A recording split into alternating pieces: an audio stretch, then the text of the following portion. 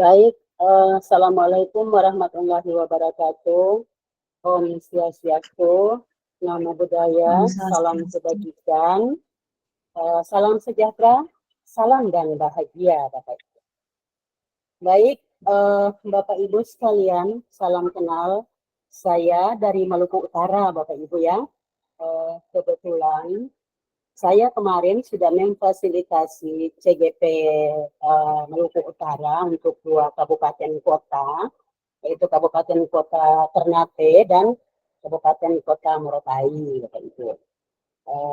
Kebetulan kali ini saya diundang untuk memfasilitasi calon guru penggerak yang ada di Bali, Bapak Ibu ya. Sempat kaget karena memang kok saya diundang di Kabupaten Bali. Kalau kemarin teman saya yang sama-sama dengan saya itu bahkan di Sinjai, Bapak Ibu. Nah, Bapak Ibu sekalian, untuk tidak membuang-buang waktu, kita di ruang virtual eksplorasi konsep ini 2 JP, Bapak Ibu ya. 1 JP-nya 45 menit. Berarti di waktu sesungguhnya kita berada pada 1 jam 60 menit, Bapak Ibu ya, karena 90 menit kan, Bapak Ibu. Oke, baik. Saya izin share screen dulu materi kita, Bapak Ibu.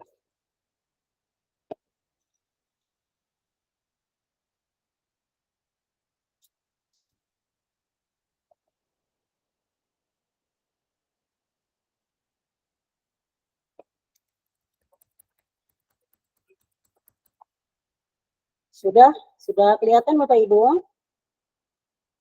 Sudah, Bu. Siap, sudah Ibu. Sudah, Bu. Sudah Ibu, kelihatan. Oke.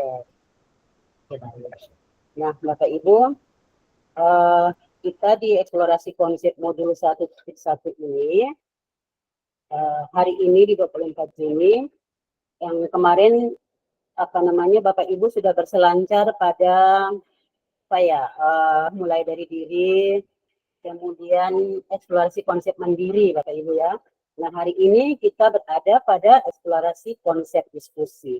Kemarin yang Bapak Ibu sudah lakukan, yang sudah berselancar pada eksplorasi konsep mandiri, pertama-tama mulai dari diri, kemudian eksplorasi konsep mandiri, Bapak Ibu sudah berselancar banyak di LMS, Bapak Ibu. Nah, hari ini kita akan diskusikan apa yang sudah Bapak Ibu selami, apa yang sudah Bapak Ibu dapatkan pada saat Bapak Ibu berselancar di LMS tersebut. Bapak Ibu, sudah saya sampaikan tadi bahwa forum diskusi ini 20 JP. Sepertinya kita tadi sudah molor 8 menit Bapak Ibu ya. Jadi kalau misalnya kita berada di 15-8 menit, otomatis berarti kita nanti berhenti di 16:38 menit. Kita beda 1 jam Bapak Ibu ya. Di waktu Indonesia Tengah jam 3, sedangkan kita di Indonesia Timur jam 4. Baik, itu semua sudah tahu Bapak Ibu kan? Baik Bapak Ibu, nanti agenda kita seperti ini Bapak Ibu. Pembukaan 25 menit, refleksi kritis oleh Bapak Ibu sendiri sebagai calon guru penggerak luar biasa ini 30 menit, kemudian nanti akan berdialog ya. Bapak Ibu berdialog, kemudian nanti akan kita memberikan umpan balik, kemudian setelah itu 5 menit kita tutup. Bapak Ibu, kata orang tak kenal maka tak sayang. Di awal saya sudah perkenalkan diri saya bahwa itu nama saya Rita Ahmad SPD SD. Ada yang bertanya-tanya kenapa SPD SD? Kemarin itu di tahun 2012 ada PGSD itu, karena saya dari UT itu dari UT, sehingga PGSD kemarin itu diberikan dengan tambahan gelar SD-nya di belakang. Nah, saya pernah bertugas, saya adalah pengawas Bapak Ibu. Walaupun belum terdaftar di Simpendik, tetapi saya dilibatkan sebagai pengawas, sebagai tim kerja, tim penilai untuk PNM penilaian kinerja. Kemudian Bapak Ibu, saya di Pendidikan Guru Penggerak Angkatan 3 secara nasional sebagai pengajar praktek, tetapi secara daerah, secara kabupaten kami di Halmahera Selatan itu angkatan pertama Bapak Ibu. Kemudian beberapa bulan, 1 bulan kemarin, saya sebagai fasilitator angkatan 9. Kemudian sekarang saya berada di fasilitator angkatan 11 di daerah Bapak Ibu ya, di Bali. Semoga kita ketemu Bapak Ibu. Bapak Ibu, kiranya kita semua dalam keadaan sehat Bapak Ibu ya. Bapak Ibu, saya akan meminta Bapak Ibu untuk speaking ya. Bapak Ibu biasa speaking atau bagaimana Bapak Ibu? Begini Bapak Ibu, sebenarnya saya punya lagu simbol jari, tetapi saya minta Bapak Ibu sebelum Bapak Ibu speaking, kita berkenalan dulu Bapak Ibu ya. Berkenalan atau mungkin Bapak Ibu bisa berbagi pengalaman. Berbagi pengalaman, mari kita dengarkan bersama-sama pengalaman yang akan disampaikan oleh CGP kita. Baik Bapak Ibu, silakan yang duluan silakan raise hand-nya. Kita berkenalan dulu Bapak Ibu. Tadi kan saya sudah memperkenalkan diri saya, gitu ya. Nah, sekarang mari Bapak Ibu, jangan berlama-lama. Ayo kita memperkenalkan diri kita masing-masing. Baik, Pak Ketut Kusumarena, silakan Pak. Bapak atau Ibu? Oh Pak, ya. Ya, Bapak. Apakah suara saya kedengaran, Bu? Siap, dengar Pak. Silakan Pak. Ya. Baik, terima kasih Pak atas waktunya yang terhormat ini, Bu kita sebagai fasilitator kami di Bali, kemudian PP Tiang di Buleleng, Pak Budi Susilo, terima kasih atas waktunya, dan teman-teman CGP hebat semua, selamat sore dan tetap semangat. Perkenalkan, nama saya I Ketut Dedi Kusumarena, CGP dari SMA Negeri 1 Tejakula. Saya berbagi pengalaman, mungkin saya sebenarnya lulus CGP itu, lulus untuk seleksi CGP-nya itu angkatan 10, tetapi karena masih statusnya parkir, jadinya baru bisa ikut dan dipanggil di angkatan 11. Kemudian mungkin karena memang sedikit baru buat Tiang, mungkin kedepannya mohon bimbingannya selalu, kemudian diingatkan hal-hal penting yang mungkin karena waktu mungkin seperti itu agak kelewatan, mungkin mohon diingatkan, dan juga teman-teman juga saling mengingatkan supaya kita datang bersama, kita berkumpul bersama dengan harapan kita keluarnya juga bersama-sama dengan rasa tersenyum, seperti itu. Kita lulus dengan predikat baik seperti itu, dan kita bisa lulus semuanya. Mungkin itu saja dulu Ibu untuk perkenalan awal. Terima kasih atas waktunya. Terima kasih. Baik, terima kasih Pak Ketut. Ya, sekarang saya ke Pak Adik Siapnya. Silakan Pak. Baik, terima kasih Ibu. Apakah bisa didengar suara saya? Halo, bisa didengar?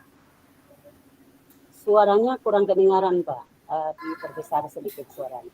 Kita guru ini kan suara kita besar Bapak Ibu ya. Suara kita tuh menggema. Bagaimana Bapak, Ibu? Apakah bisa dengar Oke, suara baik, saya? kedengaran. Ya, silakan Pak. Baik, terima kasih Ibu. Yang terhormat Ibu kita sebagai fasilitator kami, dan PP saya Bapak Budi Susilo, dan teman-teman semuanya selamat siang. Di sini perkenalkan, nama saya Kadek Sliatnya. Saya dari SMA Negeri 1 Tejakula. Sebelumnya saya baru pindah ke SMA 1 Tejakula sekitar 1 bulan yang lalu. Sebelumnya saya bekerja di SMA Taruna Mandara. Saya ini termasuk PGP angkatan 9 sebenarnya Bapak Ibu, tapi karena masih menunggu panggilan, jadi saya masuk ke PGP angkatan 11. Nah, teman-teman, tidak banyak mungkin yang bisa saya sampaikan, hanya saja mungkin saya minta bimbingan kepada Ibu dan teman-teman sekalian. Saya di sini sebagai CGP, terus terang banyak hal yang tidak saya ketahui. Mohon bimbingannya, mudah-mudahan kita bisa lulus semuanya. Kita berawal seperti yang dibilang Pak Dedi tadi, kita masuk bersama, mudah-mudahan kita bisa lulus bersama dengan nilai yang terbaik yang sesuai dengan yang kita inginkan. Mungkin seperti itu yang bisa saya lakukan dan perkenalkan hari ini. Selamat siang, terima kasih. Terima kasih Pak, luar biasa ya. Ternyata CGP yang di Bali ini banyak parkir ya. Makanya benar CGP Bali itu banyak, sehingga fasilitator pun diundang dari luar daerah, Ibu ya. Banyak fasilitator. Kemarin kalau saya tidak salah tuh fasilitator sekitar 98 orang atau 100 lebih. Baik, tadi sudah dua laki-laki, dua Bapak Guru CGP hebat. Sekarang saya mau ke salah satu CGP Ibu Guru kita ya, Ibu Renvil Delta Negara. Silakan Bu. Terima kasih Ibu. Suara saya terdengar Ibu?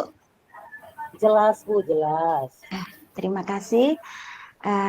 Yang terhormat Ibu Fasilitator, Ibu Rita Ahmad. Yang terhormat Pak Ardi selaku pengajar praktik saya dan teman-teman semuanya, Bapak Ibu Guru hebat. Selamat siang. Saya sangat bersyukur karena anugerah Tuhan saya boleh lulus CGP angkatan 11. Perkenalkan, nama saya Renvil Delta Negara. Saya bertugas di SD Negeri 2 Pemulon, dan ini adalah pengalaman pertama saya, dan saya berharap seperti tadi Bapak Dedi bilang, kita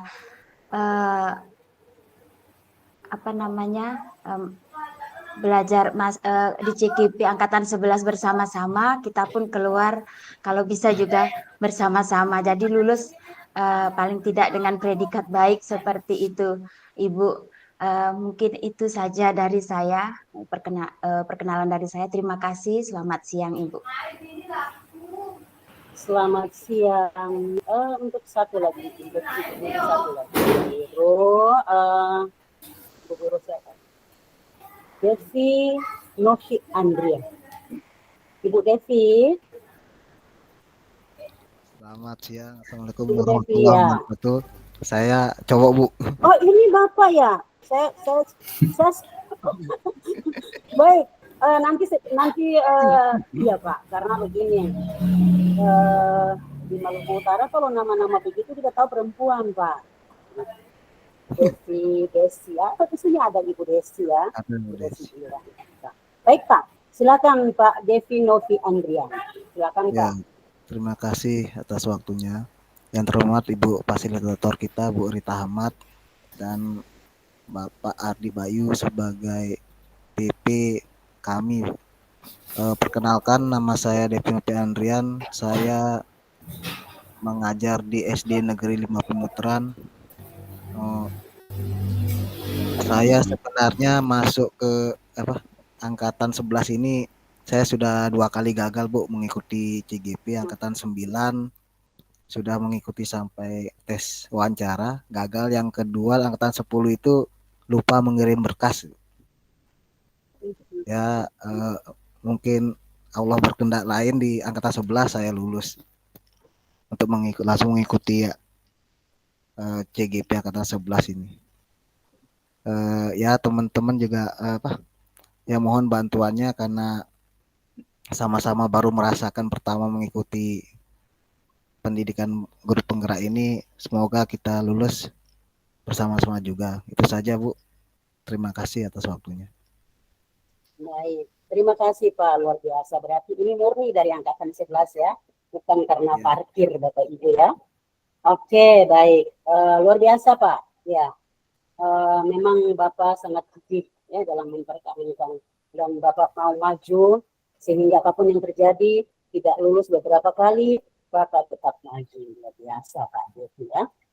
Oke, baik. Memang apa itu yang saya inginkan, bahwa saya tadi sampaikan, saya tidak mau merugikan yang lain. Apapun yang terjadi, yang belum hadir tetap saya tunggu. Itu prinsip saya. Mulai awal saya menjadi pengajar praktik, saya menjadi fasilitator sampai dengan saya saat ini, itu prinsip saya. Yang penting Bapak Ibu melakukan alur merdekanya sesuai dan tidak melewati duetnya. Bu ya. Oke, baik, Ibu Desi. Ibu Desi silakan, Bu. Baik, suara saya kedengaran, Bu? Kedengaran, Bu. Oke, baik. Yang terhormat, Ibu fasilitator kami, Bu Rita Ahmad. Yang kami hormati juga Bapak pengajar praktik kami, Bapak Bayu, dan Bapak Ibu teman-teman CGP Angkatan 11. Perkenalkan, saya Desi Girsang dari SMA Negeri 1 Busung Biu, mengajar antropologi. Jika tadi Ibu fasilitator berasal dari Pulau bagian timur, saya berasal dari Pulau bagian barat. Saya dari Medan, Sumatera Utara. Saya mengikuti CGP ini udah 1 kali gagal. Di angkatan 5 saya sudah mencoba, hanya saja masih gagal. Lalu saya coba angkatan 11 dan bersyukurnya bisa sekarang bergabung bersama Bapak Ibu. Mungkin itu saja dari kami. Mohon bimbingan Ibu dan Bapak PP juga untuk kami untuk bisa mengikuti pendidikan guru penggerak ini sehingga nanti bisa sama-sama lulus. Terima kasih. Baik, masih ada yang raise kan ya beberapa orang Bapak Ibu ya. Masih ada 3. Bisa ya, kita waktunya masih bisa. Yang penting kita agak cepat-cepat sedikit. Baik. Bapak Gede Agus Sri Satika. Silakan, Pak. Baik Ibu, terima kasih. Apakah suara saya terdengar Ibu? Dengar Pak? Ya, terdengar Pak. Ya. Baik, yang terhormat Ibu fasilitator, Ibu Rita, kemudian Bapak Ardi Bayu sebagai pengajar praktek. Perkenalkan, nama saya Gede Agus Risatwika. Saya guru SMP Negeri 5 Glogak. Jadi tetanggaan sama Ibu Delta dan Pak Nopi. Ini adalah pengalaman pertama saya karena sebelumnya saya dapat gagal di angkatan ke-8 dan ke-10. Jadi ini yang ketiga kalinya saya tes dan akhirnya dinyatakan lulus. Kemudian di sekolah saya adalah calon guru penggerak yang pertama, jadi rasanya sepertinya berat untuk bergerak sendirian. Mudah-mudahan nanti kalau saya dilihat sudah lulus, nantinya teman-teman saya di sekolah bisa mengikuti jejak saya untuk mengikuti kegiatan-kegiatan seperti ini. Mungkin itu saja Ibu, terima kasih.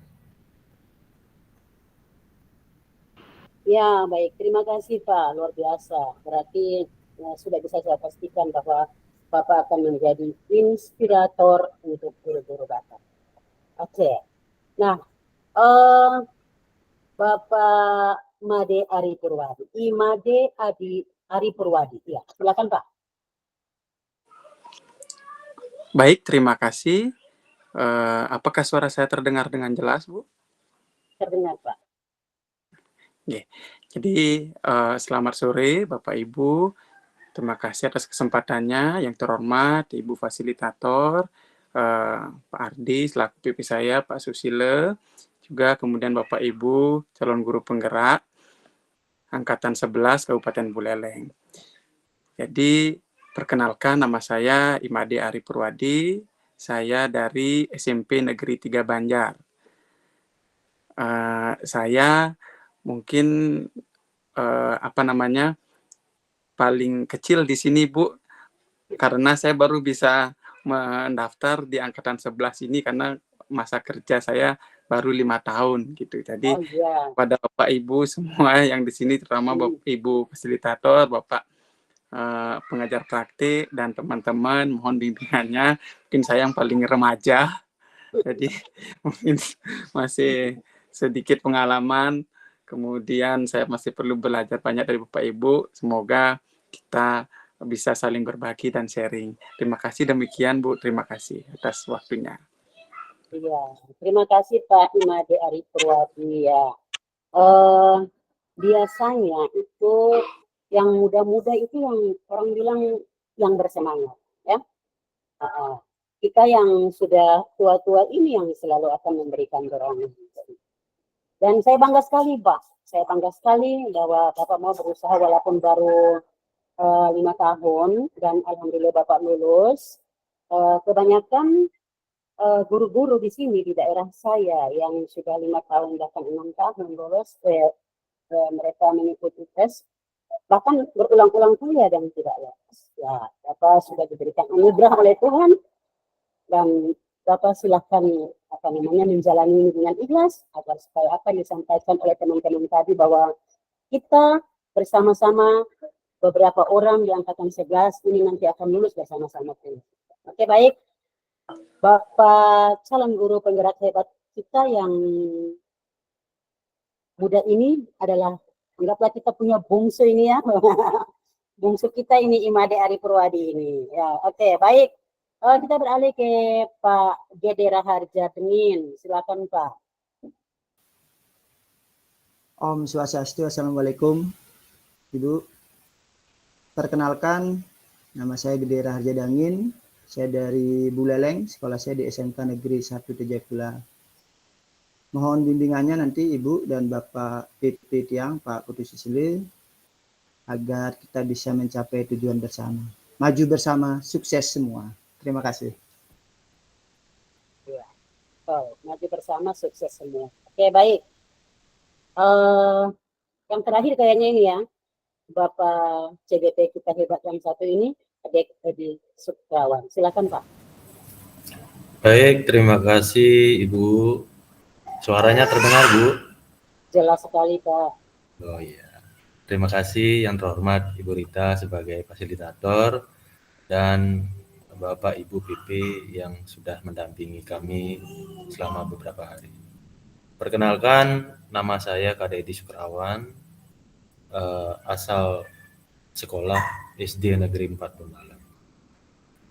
Adapun harapan saya ke depannya, semoga seperti di awal disampaikan oleh rekan-rekan, kami masuk bersama, harapannya keluar pun bersama-sama dengan nilai yang maksimal atau sesuai dengan tujuannya masing-masing. Mungkin itu dari saya, terima kasih Bu. Terima kasih Pak. Oke, Bapak Ibu sudah sudah berkenalan, saya sudah berkenalan. Namun saya ingin sedikit berbagi pengalaman saya bahwa saya awalnya adalah guru SD, diangkat tahun 93. Bapak Ibu sudah sekolah waktu itu tahun 93? Belum lahir Bu. Oh iya, belum lahir. Sudah Bu, sudah sekolah Bu, SD. Oh SD iya, kelas 1 SD. Bu. Oke, baik. Ada yang SD kelas 1, ada yang belum lahir. Apalagi yang si bungsu tadi nih ya, yang baru 5 tahun bertugas. Iya, Bapak Ibu, 93 saya diangkat di daerah terpencil yang paling jauh dari ibu kota kecamatan, namanya SD Negeri Cap di Obi. Nah, kalau Obi sekarang lagi booming nih kan Bapak Ibu ya, karena punya banyak penghasilan di sana. Nah, di situ saya ditugaskan Bapak Ibu. Kita ke situ sekitar berapa jam, 12 jam Bapak Ibu dengan kapal laut. Kemudian setelah itu saya dikenakan ke ibu kota kecamatan. Kemudian setelah itu 2005 saya balik ke daerah saya sampai sekarang. Menjadi guru, menjadi kepala sekolah di beberapa sekolah, kemudian diangkat menjadi pengawas, dan sekarang masih bertahan di pengawas, dan sekarang bertugas juga dengan tugas tambahan sebagai fasilitator. Dan kemudian saya juga pernah menjabat ketua KKJ. Sekarang kan komunitas belajar ya Bapak Ibu ya. Dulu kan KKJ kalau SD, MGMT untuk SMP dan SMA. Sekarang sudah tidak lagi istilah-istilah itu, tapi diganti dengan Komdel Bapak Ibu ya, komunitas belajar. Mungkin di sekolah Bapak Ibu sudah ada komunitas belajar Komdel ya Bapak Ibu, karena dengan adanya penilaian kinerja di PNN ini kan butuh sertifikat, butuh SK. Nah, di Kombel itulah kita banyak berbagi, banyak menerima, dan kita bisa, kepala sekolah itu bisa membuat SK dari Kombel itu, Bapak Ibu. Baik, itu sedikit pengalaman saya. Rasanya banyak sih pengalaman, tapi waktu yang menjadi hakim, Bapak Ibu. Baik, Bapak Ibu, adakah Bapak Ibu yang punya ice breaking, Bapak Ibu? Ada? Biasanya kalau kita mengajar, Bapak Ibu ya, kalau dengan ice breaking itu anak-anak semangat sekali, Bapak Ibu. Atau baik, saya akan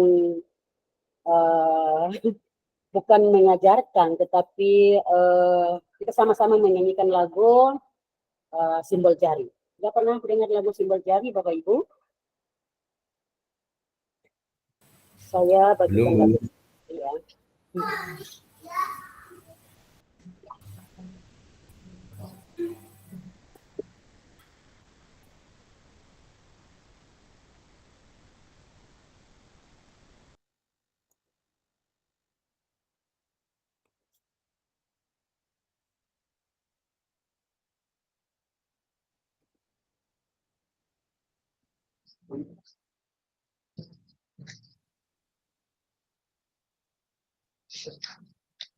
Ya, kelihatan Bapak Ibu?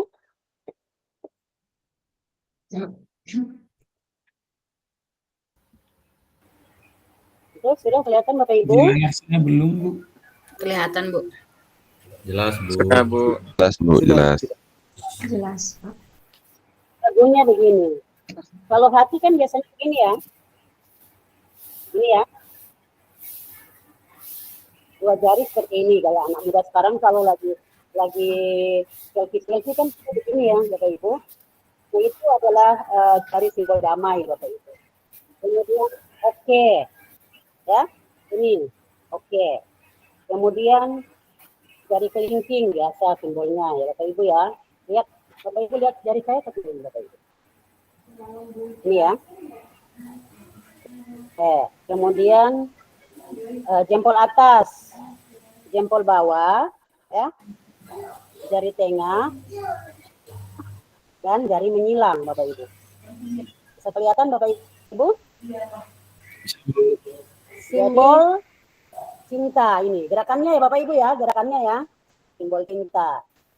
Kemudian damai. Kemudian oke. Ya. Kemudian jempol atas, jempol bawah. Ya, jempol bawah. Kemudian jari tengah dan jari menyilang. Oke. Jadi kita menyanyi sambil membuat gerakannya dengan jari, Bapak Ibu. Jari lagunya seperti ini, Bapak Ibu. Jari hati, simbol cinta, dua jari damai, tiga jari simbol oke, jari simbol oke, simbol janji, jempol atas itu pun, jempol atas, jempol bawah tanda marah, jari tengah tidak sopan, jari menyilang janji palsu. Nah, begitu Bapak Ibu ya. Oke, itu Ya, sekedar speaking yang saya perkenalkan kepada Bapak Ibu. Semoga ini bisa diberikan kepada siswa kita untuk lebih membuat mereka semangat. Baik Bapak Ibu, kita lanjut ya Bapak Ibu ya.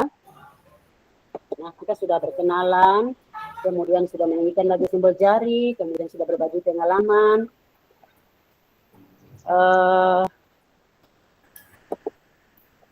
Saya share screen kembali materi kita Bapak Ibu.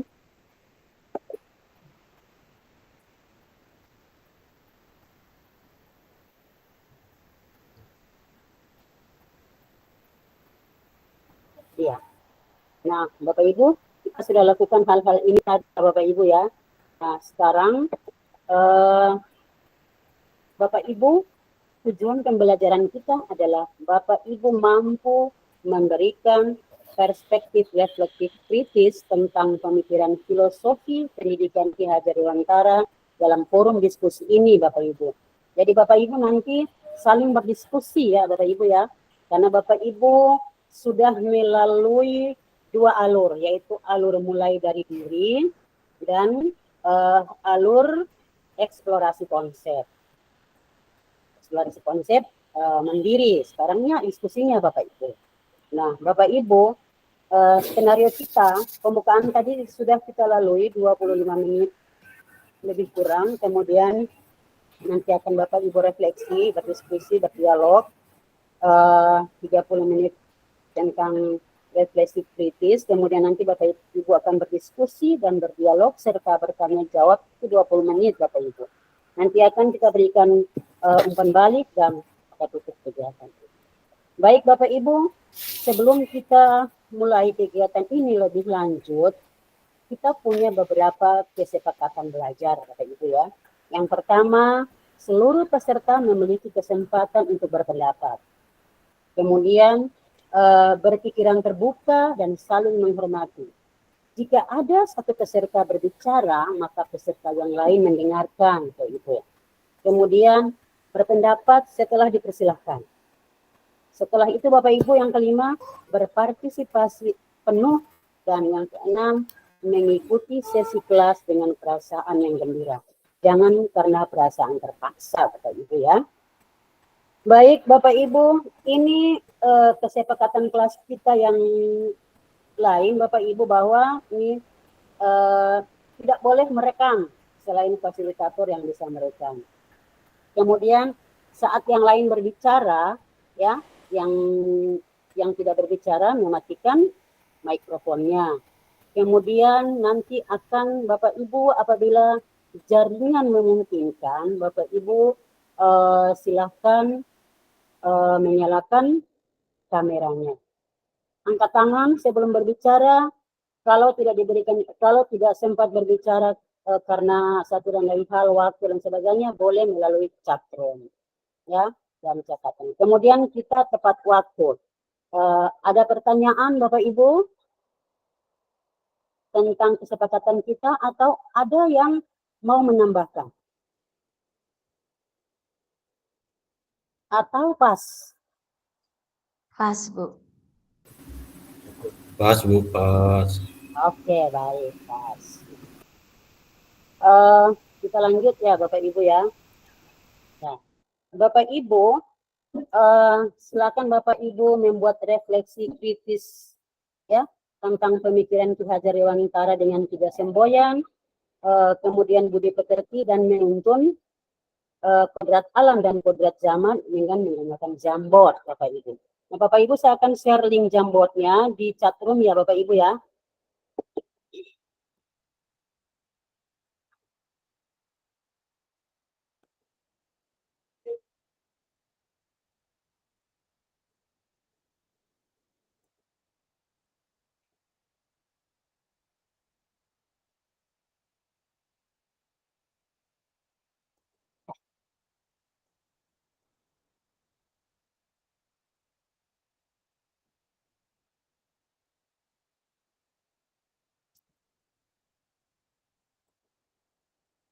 Silakan Bapak Ibu, saya sudah mengirimkan link Jamboardnya di chat room Bapak Ibu.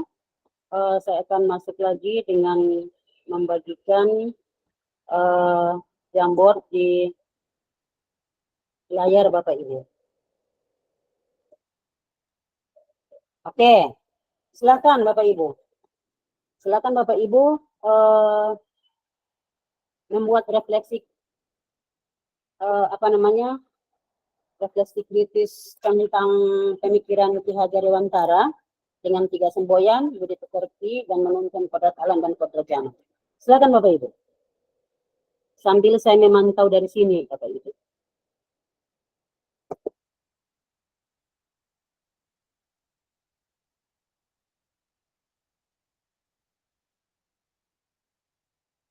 Linknya sudah saya bagikan.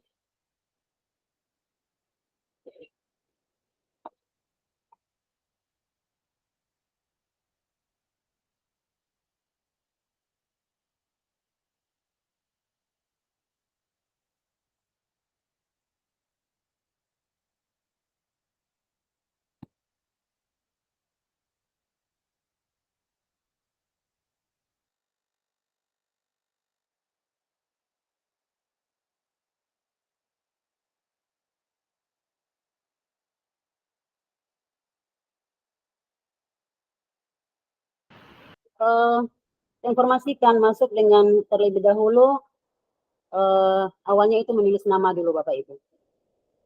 Nama, kemudian di bawahnya baru dibuatkan refleksinya.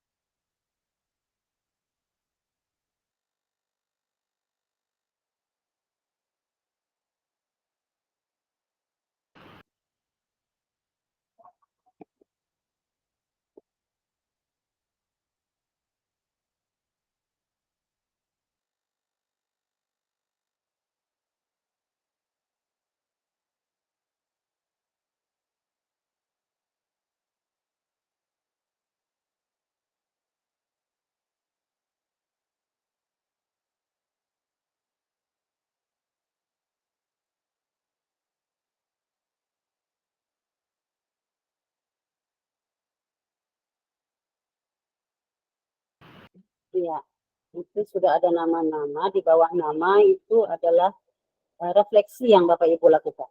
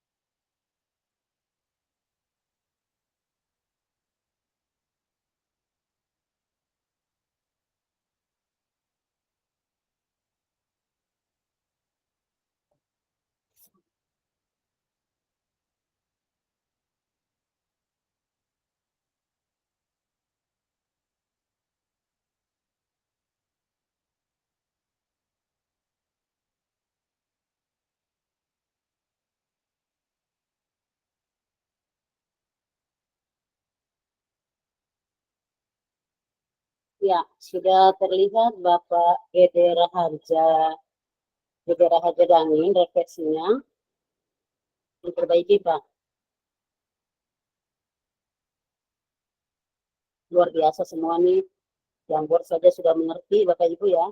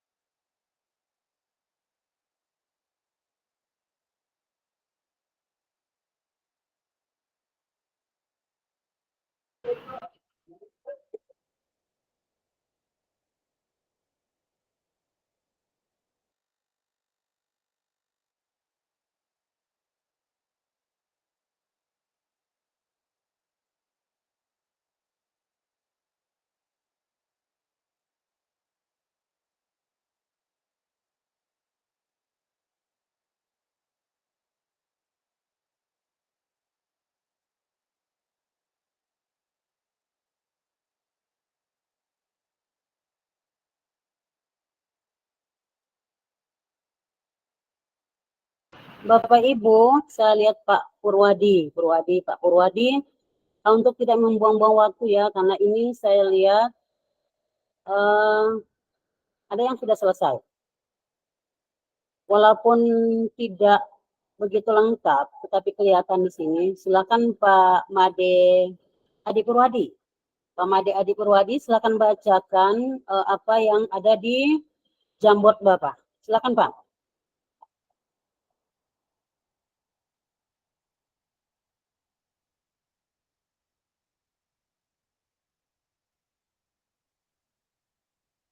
Pak Made Adi Purwadi. Oke, baik. Terima kasih Bu atas waktunya. Bungsu nih, si Bungsu. Nih, udah terdengar nih suara saya. Ya, sudah. Ya. Dengar jelas. Dari apa yang saya pelajari dan saya baca dari modul yang kemarin, bahwasanya saya mendapatkan sebuah kesimpulan dari paparan pemikiran Ki Hajar Dewantara, bahwa Ki Hajar Dewantara menyatakan pendidikan itu sebenarnya tujuannya hanya dua, yaitu mewujudkan manusia yang selamat dan bahagia. Jadi kemerdekaan itulah yang dijadikan tujuan utama. Jadi merdeka artinya tidak ada di bawah kekangan, kemudian terbebas dari segala kebodohan maupun dari segala ketidaktahuan, seperti itu. Jadi ketika orang sudah mendapatkan pendidikan, maka dia akan bisa keluar dari kegelapan yang dia alami, gitu Bu. Jadi seperti itu Bu, mungkin refleksi saya. Terima kasih. Baik, terima kasih. Satu lagi dari Ibu, siapa ini ya? Ibu, sudah. Ini Bapak Ibu, semua bisa mengatur Jamboard ini karena saya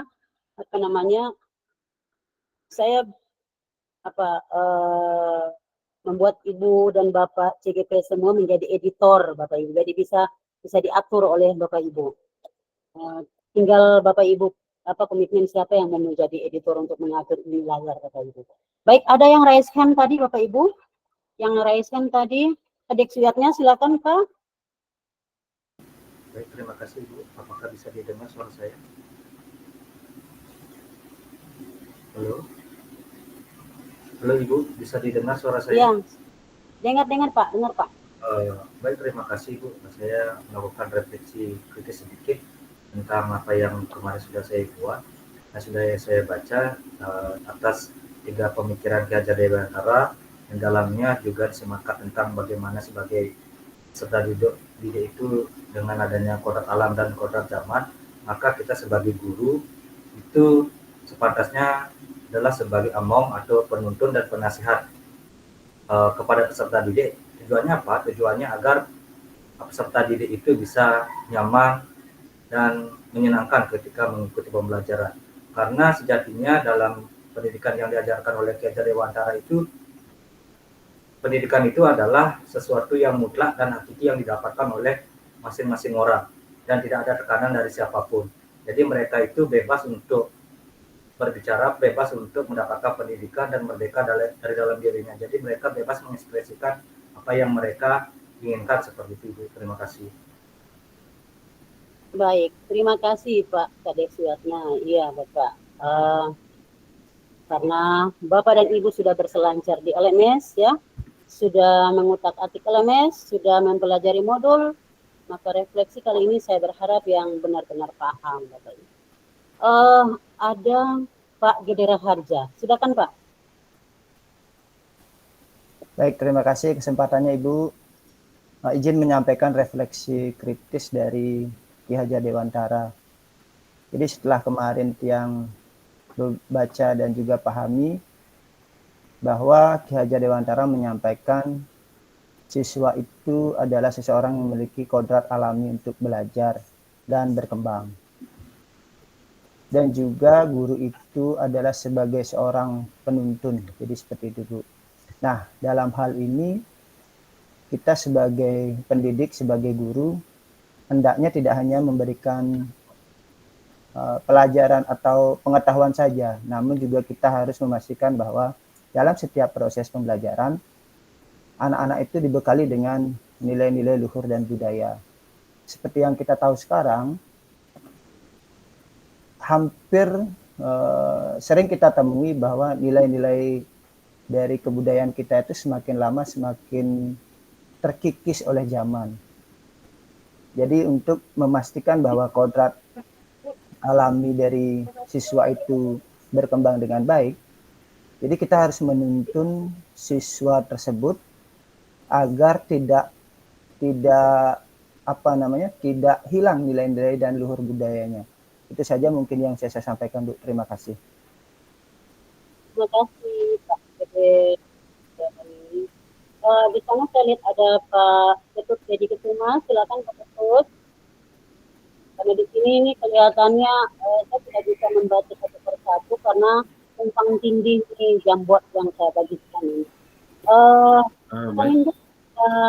Salah satu CGP yang paham Jamboard yang saya sampaikan tadi bahwa semua CGP yang ada di sini saya jadikan editor. Jadi silakan ada seseorang di sana yang bisa mengatur Jamboard ini. Silakan Pak. Nah, silakan Pak Ketut. Baik, Ibu, terima kasih atas waktunya. Jadi dari refleksi kritis yang bisa saya sampaikan untuk kesempatan kali ini, yakni dari pemikiran Ki Hajar Dewantara itu yang mengenai pendidikan yang berhamba pada anak. Jadi itu merupakan sesuatu yang sangat revolusioner yang sampai saat ini di dunia pendidikan di Indonesia masih digunakan. Jadi inti dari semua itu adalah fokus dan kebutuhannya itu adalah di peserta didik. Jadi peserta didik sebagai subjek utama dalam proses pendidikan atau proses pembelajaran yang ada di Indonesia tersebut. Nah, fokus pada kebutuhan dan potensi anak ini yang harus digali sesuai dengan bakat dan minat bakat dan minat peserta didik atau anak-anak kita di sekolah. Jadi kita tidak bisa menyalahkan apabila misalkan seseorang anak ini tidak pintar di satu mata pelajaran, kita bisa mengambil kesimpulan bahwa orang ini kurang mampu dalam menggapai suatu mata pelajaran yang lain. Itu tidak dibenarkan seperti itu. Jadi intinya adalah kita harus mengecek minat bakat yang di mana sih sebenarnya kemampuan dan potensi anak itu sendiri harus dikembangkan seperti itu. Nah, sesuai dengan kode alam dan kodrat zaman. Jadi sesuai dengan kodrat alam itu penyesuaian anak harus sesuai dengan lingkungan sekitarnya. Seperti itu. Kita harus sesuaikan juga dengan kodrat lingkungan anak-anak.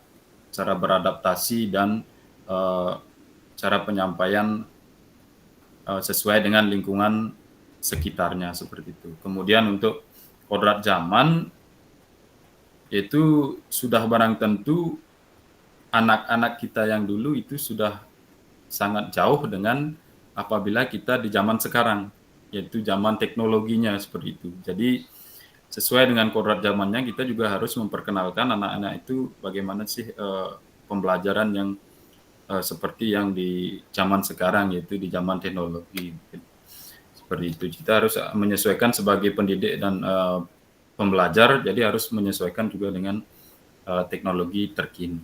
Seperti itu. Mungkin hanya seperti itu refleksi yang mungkin bisa saya sampaikan, Ibu. Terima kasih. Terima kasih Pak I Ketut Dedi Kusuma. Di sana ada Ibu Desi Girang, silakan Ibu menyampaikan refleksinya.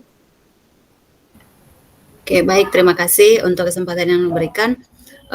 Refleksi kritis menurut saya dari Ki Hajar Dewantara bahwa menekankan bahwa seorang guru itu hanyalah sebagai penuntun dalam proses pembelajaran. Namun guru itu memberikan kesempatan untuk anak tumbuh kembang sesuai dengan minat dan bakatnya. Jadi ketika anak itu belajar tidak ada paksaan dari seorang guru. Karena pada dasarnya pendidikan menurut Ki Hajar Dewantara itu tujuannya untuk mendapatkan kebahagiaan dan keselamatan. Sehingga nanti anak itu bisa berperan sebagai manusia dan juga sebagai anggota dalam masyarakat. Kemudian Ki Hajar Dewantara juga mengatakan bahwa tujuan pendidikan tadi hanyalah untuk anak-anak itu memperoleh kebahagiaan tanpa ada paksaan seperti itu. Jadi guru itu menuntun anak sesuai dengan kodrat zaman alam dan zaman. Gitu. Dalam era globalisasi yang sekarang ini sangat penting peran guru untuk menuntun anak, namun tidak membatasi mereka untuk mengikuti perkembangan, karena pengetahuan dan kebudayaan itu adalah sesuatu yang tidak bisa dipisahkan, seperti itu, Bu. Mungkin itu tambahan dari saya. Terima kasih. Terima kasih Bu Desi Pirsang, luar biasa semua cerita hebat. Masih ada satu, saya lihat di sana Pak Dede Agus Sri Satika. Silakan Pak. Baik Ibu, terima kasih atas kesempatannya. Di sini saya akan memaparkan apa refleksi kritis saya mengenai pemikiran Ki Hajar Dewantara. Jadi di sini saya akan coba merefleksikan di mana pemikiran Ki Hajar Dewantara itu menghamba kepada siswa, di mana setiap siswa itu pasti memiliki kemampuan yang berbeda-beda. Jadi kita tidak bisa menyamakan kemampuan siswa itu sama semuanya. Jadi kita harus tahu pasti memiliki pemahaman yang berbeda-beda. Jadi seperti seperti tata surya gitu, misalnya bumi lebih cepat berputar daripada Merkurius atau Venus, seperti itu. Jadi pasti semuanya memiliki pengetahuan yang berbeda-beda. Jadi kita sebagai guru bisa melakukan semboyan dari Ki Hajar Dewantara, di mana ing ngarso sentiludo itu kita bisa memberikan contoh kepada siswa, kemudian ing madeu malungkarso kita bisa memberi motivasi supaya siswa itu memiliki minat untuk belajar, dan juga Guri Handayani di belakang kita memberikan dorongan supaya siswa itu semangat belajar dan memiliki pengetahuan dan kebudayaan sesuai dengan kodrat alam dan kodrat zamannya. Mungkin itu saja Ibu, terima kasih. Terima kasih Pak Dede Agus Sri Satika. Luar biasa semua Bapak Ibu ya. Bapak Ibu sudah menyampaikan refleksi. Yang Bapak Ibu sampaikan adalah memang benar-benar refleksi yang sudah Bapak Ibu selami di LMS, bahkan sudah mempelajari mobil. Nah, ini Bapak Ibu, karena dari tadi saya mendengarkan tentang kodrat alam dan kodrat zaman, maka saya yakin dan percaya di sekolah Bapak Ibu sudah memetakan siswa sesuai dengan kebutuhannya. Ini ada kaitannya dengan apa Bapak Ibu? Kurikulum Merdeka. Karena memang dulu kita saat angkatan yang lalu sebelum adanya kurikulum Merdeka, di pendidikan guru penggerak ini tidak terlalu menyentil tentang kurikulum Merdeka. Tetapi di saat ini Bapak Ibu akan lebih banyak ke sana Bapak Ibu. Gitu. Akan lebih banyak mendalami tentang bagaimana Bapak Ibu menjalankan kurikulum Merdeka dengan segala macam tuntutannya. Kemudian nanti akan Bapak Ibu membuat pembelajaran berdiferensiasi. Apakah sudah pernah membuat pembelajaran berdiferensiasi Bapak Ibu?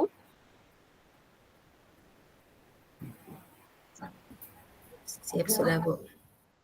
Belum pernah mencoba Bu. Luar biasa ya.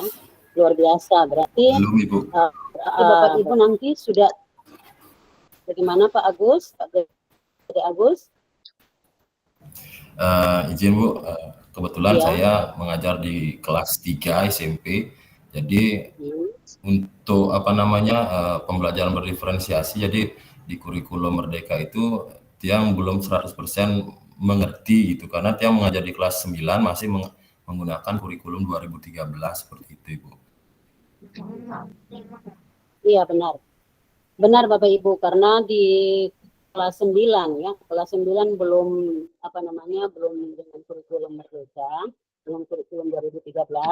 Namun syaratnya penerapannya boleh menggunakan kurikulum Merdeka. Seperti halnya di SD Bapak Ibu. Di SD yang ada sekarang 1, 2, 4, 5, 36 belum Bapak Ibu.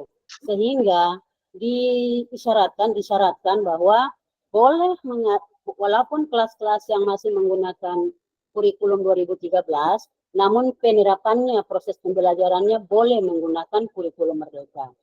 Agar tiba saatnya siswa yang naik ke kelas dari bawah ke atas membawa kurikulum merdeka, kita sudah tidak canggung lagi. Jadi artinya kita menjemput bola Bapak Ibu, gitu ya.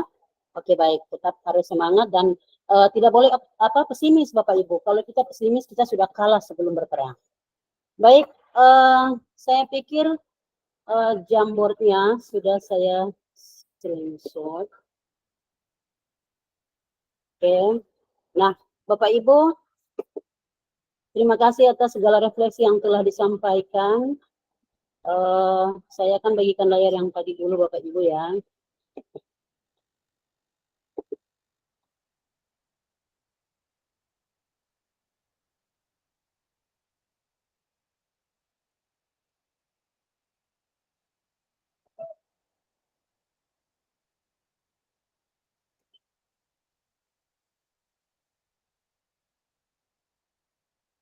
Ya.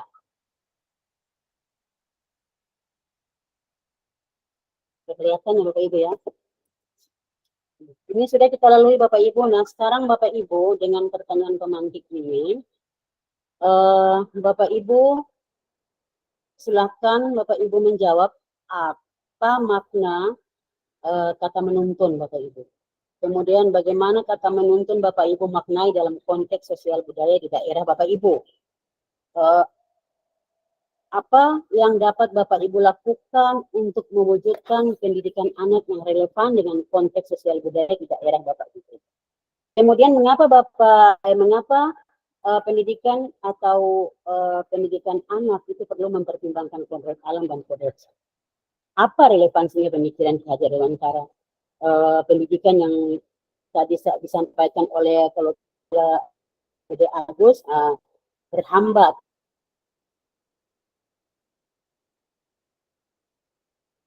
Ibu, mind map kita yang akan kita lalui Bapak Ibu ya, kompetensi lulusan yang nanti Bapak Ibu tuju adalah Bapak Ibu calon guru penggerak memahami peran dan alasan menjadi pemimpin pembelajaran. Kemudian Bapak Ibu guru penggerak melalui refleksi diri yang terdokumentasi mampu secara reguler mengidentifikasi kebutuhan peningkatan kompetensi dan kematangan diri demi mendukung pembelajaran guru. Jadi Bapak Ibu nanti dari peta konsep ini, dari peta konsep yang akan Bapak Ibu jalani dengan tujuan yang ada ini Bapak Ibu, tujuan pembelajaran ini, nanti akan ada di sana poin-poin ini Bapak Ibu.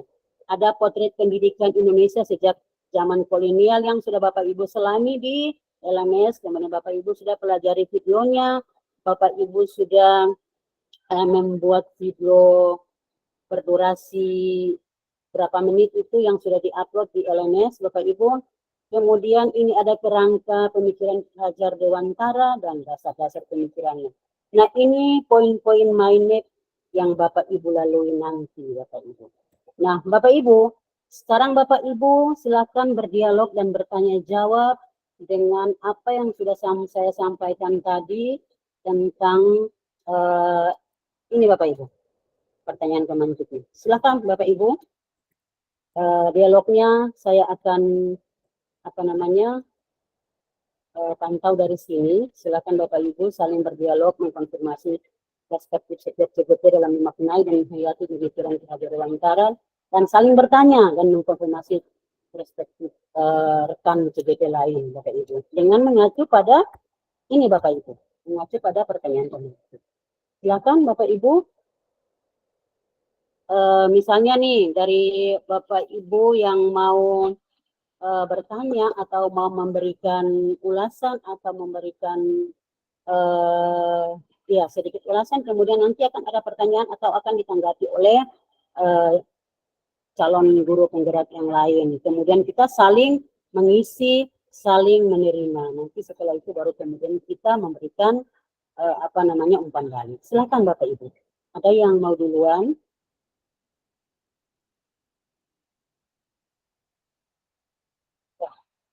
Di Ketut Dedi Kusumarena yang duluan, Bapak Ibu. Silakan, Pak.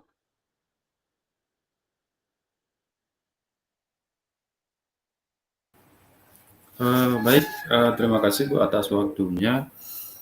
Jadi mungkin saya akan sedikit menjelaskan atau memberikan sedikit pemaparan tentang makna kata menuntun dalam proses pendidikan anak tersebut menurut pemikiran saya pribadi. Jadi konteks proses pendidikan ini yang sangat penting, memiliki makna yang sangat penting dan luas seperti itu. Jadi menuntun itu sebenarnya adalah bagaimana cara kita sebagai guru bisa membimbing, kemudian pendampingan, kemudian pengarahan, kemudian motivasi seperti itu, Bu. Kemudian bisa juga dilakukan dengan pembentukan karakter, kemudian pemahaman individual tersebut. Nah, jadi itu yang mungkin sesuai dengan pemikiran saya, bagaimana sih makna menuntun itu, yang seperti tadi saya katakan bahwa yang pertama adalah pembimbingan, kemudian pendampingan, kemudian pengarahan, motivasi, kemudian pembentukan karakter kepada peserta didik, kemudian pemahaman individual. Kemudian bagaimana kata menuntun saya maknai dalam konteks sosial, itu seperti tadi saya bilang, katakan bahwa konteks sosial ini di daerah saya ini beragam seperti itu. Jadinya misalkan seperti contoh bahwa di sekolah saya di SMA Negeri 1 Tejakula itu dari segi keyakinan, dari segi agama itu memiliki beragam agama. Misalkan ada yang agama Hindu, kemudian agama Muslim, dan ada juga yang agama Kristen seperti itu. Nah, jadi kita sebagai guru, sebagai pendamping di sana, sebagai menuntun, ya harusnya bisa memberikan pemahaman bagaimana cara kita melakukan sosial yang baik atau menuntun kita sesuai dengan agama-agama seperti itu. Jadi biar tidak ada istilah menyepelekan seperti itu, menyepelekan atau tidak menghiraukan agama yang minoritas seperti itu di sekolah kami. Mungkin seperti itu. Kemudian yang ketiga, mengapa pendidikan murid anak itu perlu menunjukkan kodrat alam dan kodrat zaman, seperti tadi di refleksi kritis yang saya sampaikan bahwa kodrat alam itu harus bisa menyesuaikan dengan alam sekitarnya, jadi lingkungan sekitarnya. Jadi apa yang menonjol di daerah atau di lingkungan sekitar tersebut, itu yang kita sesuaikan dengan minat dan bakat ataupun minat bakat siswa atau peserta didik itu sendiri. Kemudian untuk kodrat zamannya, sudah barang tentu di zaman sekarang kita harus, mungkin siswa itu sudah lebih pintar dari kita berteknologi sebagai pendidik. Jadi kita sebagai penuntun tidak bisa stuck atau stagnan di pembelajaran. Jadi misalkan kita harus mempelajari, kalau pribadi yang misalkan di informatika, tidak bisa stagnan untuk menyuruh siswa itu menggunakan PowerPoint seperti itu untuk membuat sebuah presentasi. Mungkin saja siswa itu sudah memiliki keahlian yang lain, misal bisa menggunakan Canva seperti itu. Jadi kita tidak bisa memaksakan minat dan bakat sesuai dengan bidang peserta didik itu sendiri. Nah, kemudian yang terakhir yaitu relevansi pendidikan KHD, yaitu pendidikan yang berhamba pada anak, dengan peran saya sebagai pendidik, yaitu jadi seperti tadi juga sempat yang singgung di refleksi kritis itu. Jadi siswa atau peserta didik ini adalah menjadi fokus utama dalam pendidikan. Fokus utama dalam pendidikan, jadi kita harus memberikan keleluasaan ataupun sesuai dengan minat bakatnya Jadi kita hanya sebagai seorang fasilitator, jadi kita menuntun, mendampingi, kemudian pengarahan dan memberikan motivasi di dalam keseharian anak itu sesuai dengan bakat dan minatnya. Mungkin seperti itu yang bisa saya sampaikan, Ibu. Kurang lebihnya mohon maaf. Terima kasih. Terima kasih Pak, ya luar biasa ya. Bapak memberikan jawaban satu persatu dari pertanyaan pemantik yang sudah saya sampaikan, Bapak Ibu ya. Baik,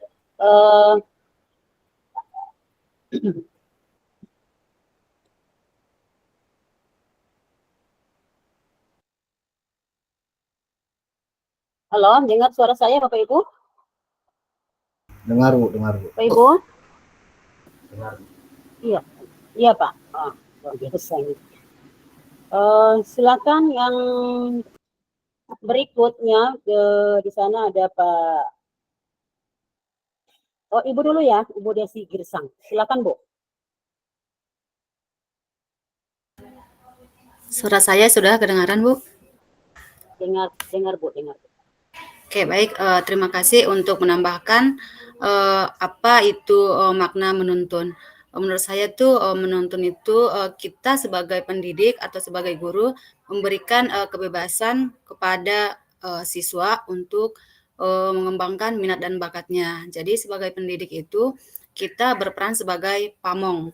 Artinya kita hanya memberi tuntunan dan arahan agar anak-anak itu atau siswa itu tidak kehilangan arah dan yang bisa membahayakan dirinya seperti itu. Kemudian untuk yang kedua tentang konteks sosial nilai dan budaya. Memberikan tuntunan dan arahan kepada siswa agar mereka mampu melestarikan nilai-nilai luhur budaya daerah, apalagi kebetulan di daerah Bali budayanya masih bisa dikatakan masih sangat kental gitu.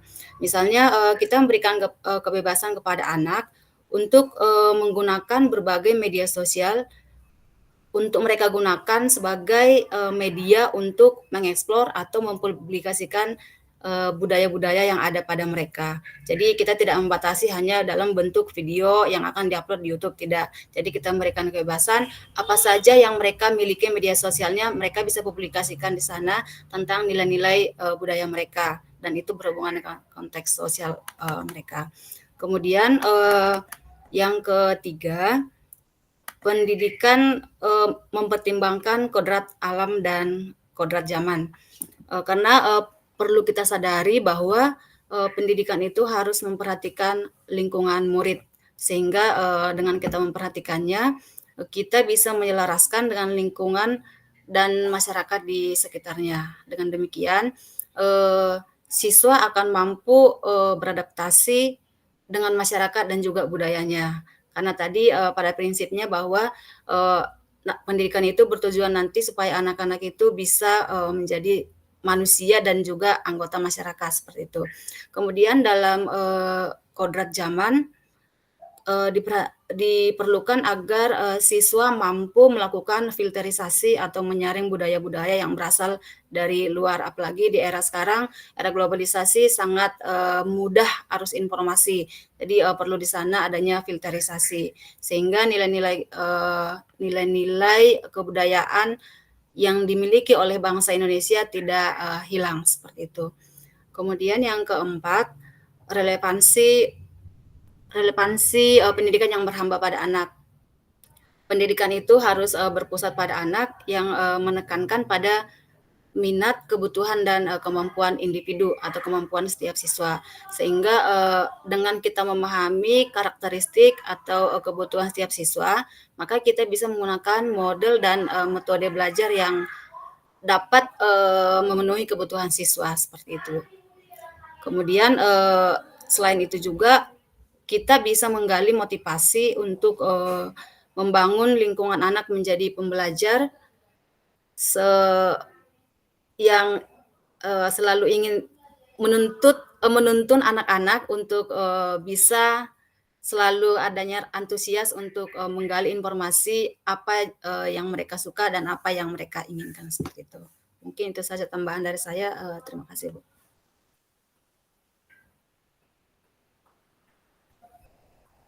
Ya, terima kasih Bu Desi Gersang yang sudah menambahkan pada pertanyaan empat pertanyaan komentar Bapak Ibu.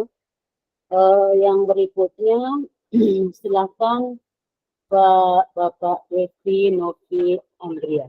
Silakan. Terima kasih Bu atas waktu yang telah diberikan kepada saya. Di sini menurut saya apa makna kata menuntun dalam proses pendidikan anak bagi saya, yaitu kata menuntun dapat saya maknai sebagai proses menumbuh kembangkan potensi yang ada pada peserta didik sesuai dengan kodrat alam dan kodrat zamannya. Lalu yang kedua, bagaimana kata menuntun saya maknai dalam konteks sosial budaya daerah saya. Apa dapat saya lakukan untuk mewujudkan pendidikan anak yang relevan dengan konteks sosial budaya daerah saya. Dalam konteks sosial budaya di daerah saya menuntun merupakan suatu proses penanaman nilai-nilai yang berasal dari kebiasaan atau adat istiadat yang berkembang di daerah kami. Hal ini dapat kita implementasikan dengan melakukan pembelajaran yang berbasis sosiokultural yang dekat dengan murid atau peserta didik, sehingga selain memahami hatinya juga kita dapat hatinya siswa juga dapat tergerak untuk melestarikan budaya. Yang ketiga, mengapa pendidikan murid atau anak perlu mempertimbangkan kodrat alam dan kodrat zaman? Menurut saya karena berdasarkan kodrat alam, peserta didik atau siswa sudah membawa potensi, minat dan bakatnya masing-masing yang perlu ditumbuh kembangkan untuk pembentukan jati dirinya ke depan. Sedangkan dengan memahami konteks kodrat zaman, kita sebagai pendidik atau guru semestinya dapat memfasilitasi pola pembelajaran yang mengadopsi perkembangan zaman dengan tidak menghilangkan nilai-nilai sosio-kulturalnya atau budayanya. Lalu, apa relevansi pemikiran KHD pendidikan yang berhamba pada anak dengan peran saya sebagai pendidik? Menurut saya relevansinya adalah kita sebagai seorang pendidik harus bisa memposisikan diri sebagai seorang fasilitator juga yang dapat mengakomodir seluruh kebutuhan pelajar, peserta didik, sehingga keputusan pembelajaran yang kita ambil sesuai dengan kebutuhan mereka, atau dengan kata lain, kita sebagai pendidik tidak boleh menjadikan peserta didik sesuai keinginan kita, tapi bagaimana kita mampu atau bisa memberikan apa yang menjadi kebutuhan dan keinginan mereka. Itu saja Bu, menurut saya Bu.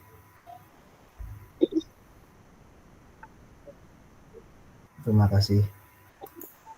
Baik, terima kasih Pak Devi Novi Andrian. Nah, Bapak Ibu, oh ya masih ada Pak Kadek Suyatnya. Silakan Pak. Apa Bapak mau menanggapi atau menanggapi dari salah satu CGP atau Bapak mau menjawab pertanyaan sesuai dengan alur pemikiran Bapak? Baik, terima kasih Ibu izin menjawab. Saya di sini mau menjawab bukan menanggapi. Baik Bu, langsung saja. Yang pertama, apa makna kata menuntun dalam proses pendidikan bagi saya sendiri? Nah, menurut saya sendiri, kalau proses kata menuntun itu adalah kita mengarahkan.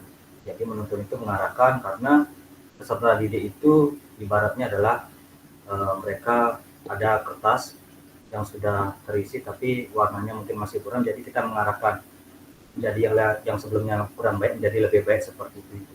Yang kedua yaitu bagaimana cara menuntun atau kata menuntun saya maknai dalam konteks sosial budaya di daerah saya.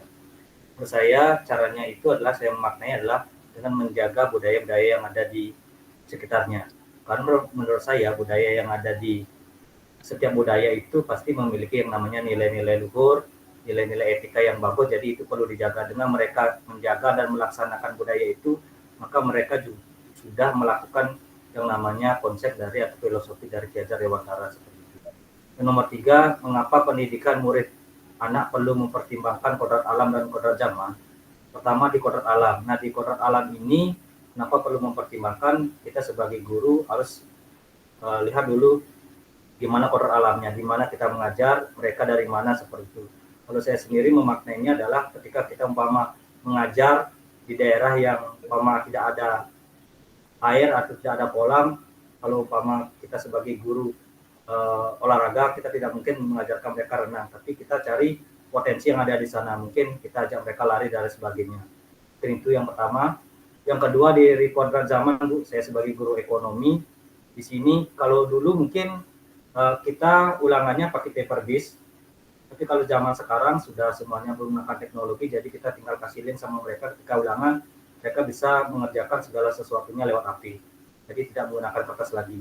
Yang pertama. Yang kedua, mungkin kita dulu kalau mau belajar, kita selalu bawa buku, catatan, dan sebagainya.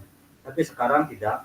Kita ketika ingin memberikan materi sama mereka, mereka catatan, tinggal mereka belajar lewat API. Ada buku elektroniknya dan lain sebagainya. Dulu kalau saya menerangkan tentang ekonomi, Bu, tentang pasar itu, kita harus mengajak mereka ke pasar. Dan mereka tahu ini pasar, ini pembeli dan penjual. Sekarang tidak lagi, tapi kita bisa memberikan mereka video. Ini adalah pasar. Ini adalah pasar tradisional, ini adalah pasar modern dan lain sebagainya. Jadi mereka tanpa ke pasar pun kita bisa mengajar mereka bahwa ini tentang pasar. Jadi mereka bisa paham tentang hal itu. Selanjutnya yang keempat, apa relevansi pemikiran Ki Hajar Dewantara, yaitu tentang pendidikan yang berhamba pada anak.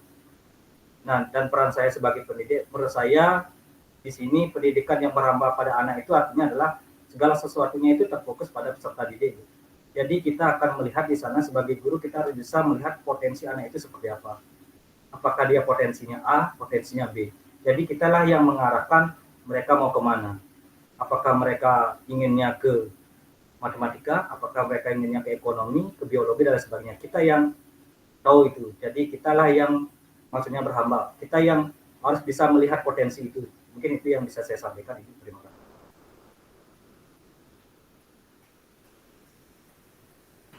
Baik, terima kasih Pak Kadek Priyatnya, luar biasa ya Bapak Ibu ya. Memang kita harus menyesuaikan segala sesuatunya dengan kodrat alam dan kodrat zaman.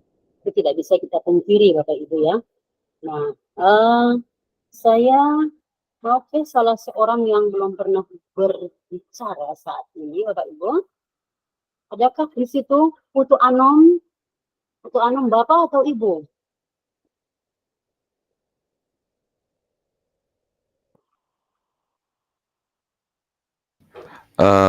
Maaf Ibu, kondisi saya lagi sakit.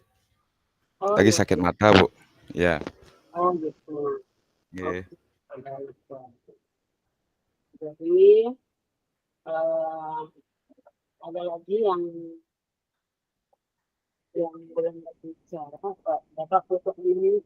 Oh Bapak ya, Bapak Putu Anom. Oke. Di sana ada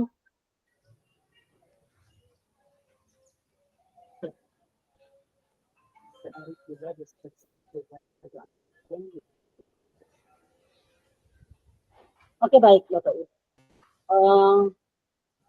Yang menjawab 4 pertanyaan sesuai dengan yang sudah saya cantumkan, kayaknya yang belum berbicara ada Kadek Edi Sutrawan ada. Maaf Bapak Ibu, saya begini karena di saat-saat ini adalah saat-saat riskan Bapak Ibu ya.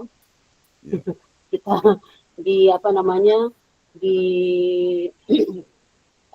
dihadapkan dengan situasi yang memang benar-benar ngantuk, capek, dan lain sebagainya ya. Sehingga saya berharap kalau boleh ada jaringan semua membuka kamera. Nah baik, Pak Kadek Edi Sutrawan, silakan Pak. Siap Bu, terima kasih. Baik, sebelumnya tadi dari awal saya sudah menyimak dari pendapat teman-teman mengenai kata menuntun, kemudian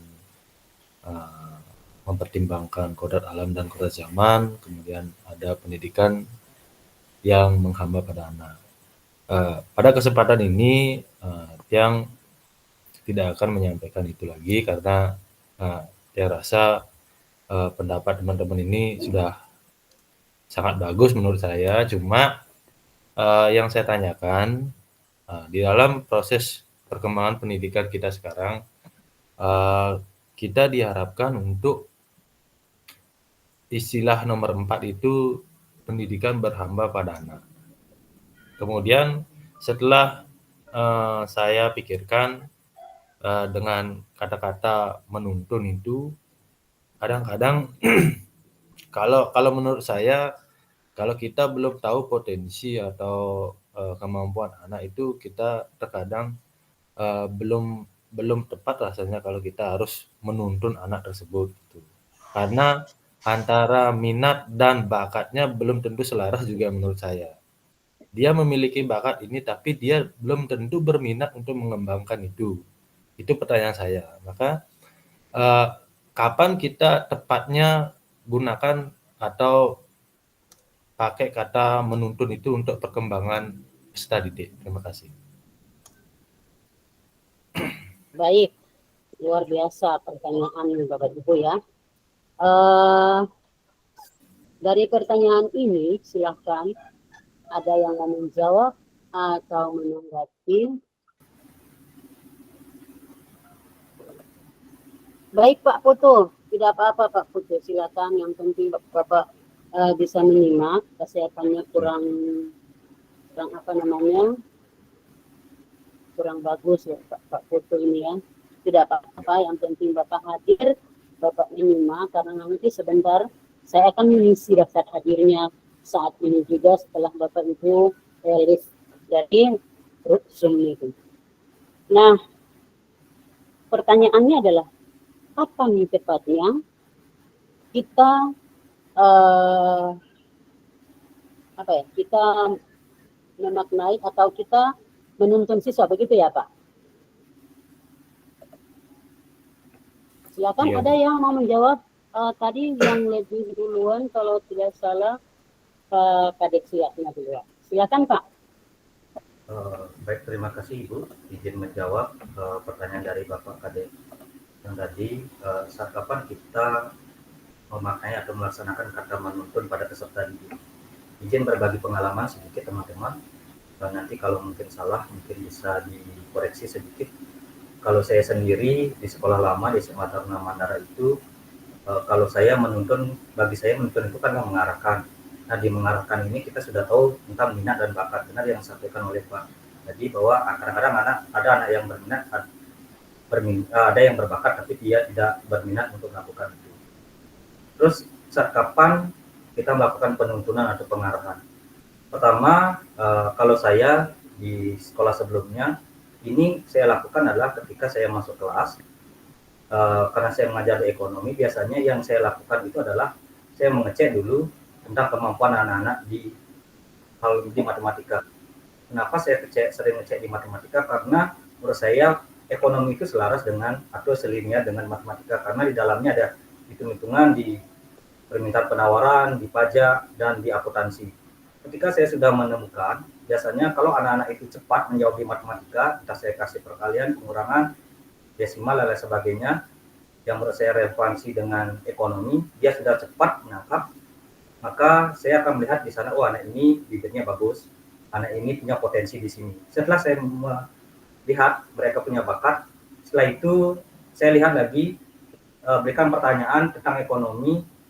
Saya berikan pertanyaan kepada seluruh siswa tentang ekonomi, apakah anak ini bisa menjawab sama dengan yang di matematika tadi. Oh ternyata bisa. Setelah itu saya dekati, saya dampingi, saya tanyakan apakah adik suka dengan ekonomi, suka dengan ini. Setelah itu baru saya mengarahkan. Nah di sini proses pengarahan kalau di sekolah lama itu saya mengarahkan adalah saya ajak ikut ke KTP. Kalau dulu di sekolah saya namanya KTP, kelompok Taruna Penggemar. Jadi saya arahkan ke sana. Nah, ketika mereka sudah berminat, saya arahkan ke sana, maka saya akan memberikan pelajaran yang lebih banyak. Jadi anak-anak inilah yang saya nantinya akan ajak mereka ketika ada lomba dan sebagainya. Jadi anak-anak ini yang saya ajak untuk lomba seperti itu. Mungkin itu yang bisa saya sampaikan. Terima kasih, Bapak. Terima kasih. Jika ada yang kurang pas, mohon dikoreksi. Terima kasih. Baik. Terima kasih Pak Kadek Siap. Silakan. Ada yang mau menambahkan? Pak Gede Agus. Ya Ibu, menanggapi dari pertanyaan Pak Kadek tadi, bagaimana caranya kita bisa menuntut sebelum kita mengetahui potensi anak. Jadi sedikit berbagi pengalaman di sekolah yang saya lakukan, yaitu di awal tahun ajaran baru biasanya kita selalu melakukan kegiatan diagnostik tes seperti itu, Bu. Kita non kognitifnya supaya tahu bagaimana siswa tersebut gaya belajarnya seperti apa, kemudian minatnya kemana gitu. Lalu pada saat pembelajaran di kelas biasanya dilakukan kegiatan diagnostik kognitif, jadi supaya tahu seberapa sih kemampuan siswa tersebut. Jadi kita bisa tahu apa aja yang harus kita kerjakan nanti ajarkan untuk kedepannya.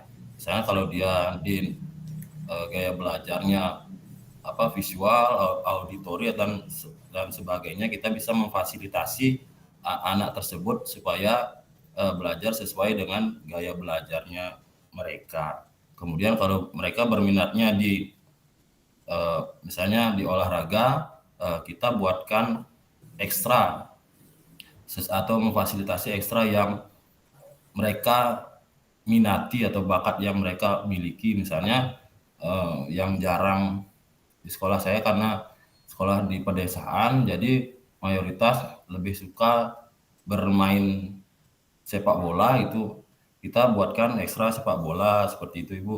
Kemudian misalnya ada yang memiliki minat di ekstra basket gitu, walaupun di sekolah saya tidak ada lapangan basket, tetap kita fasilitasi mereka dengan mengadakan ekstra basket walaupun meminjam di sekolah lain seperti itu. Mungkin Ibu, terima kasih. Baik, terima kasih Pak Gede Agus Sri Satvika yang memberikan jawaban dari pertanyaan dengan pengalaman. Begitu juga dengan Pak Kadek Suyatnya tadi ya. Ada 3 lagi yang mau menjawab. Memang orang bilang kita menjawab pertanyaan tadi dengan pengalaman itu malah lebih berharga daripada menjawab pertanyaan dengan menggunakan konsep gitu ya. Silakan Bu Desi Girsang. Baik, terima kasih Bu. Hanya untuk menambahkan pendapat dari Pak Gede Agus tadi, bahwa untuk mengetahui minat dan bakat siswa itu boleh kita melakukan tes diagnostik. Sedikit berbagi pengalaman, kebetulan saya mengajar di SMA. Ketika di awal-awal masuk itu pasti akan kita lakukan tes diagnostik. Namun ketika seiring proses pembelajaran itu, kita menemukan berbagai macam karakteristik siswa seperti itu.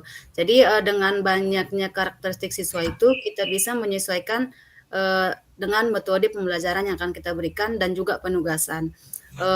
Sedikit pengalaman, di kelas yang saya ajar ada siswa, dia itu kalau bikin laporan atau dalam proses pembelajaran itu, menurut kita kemampuannya masih kurang.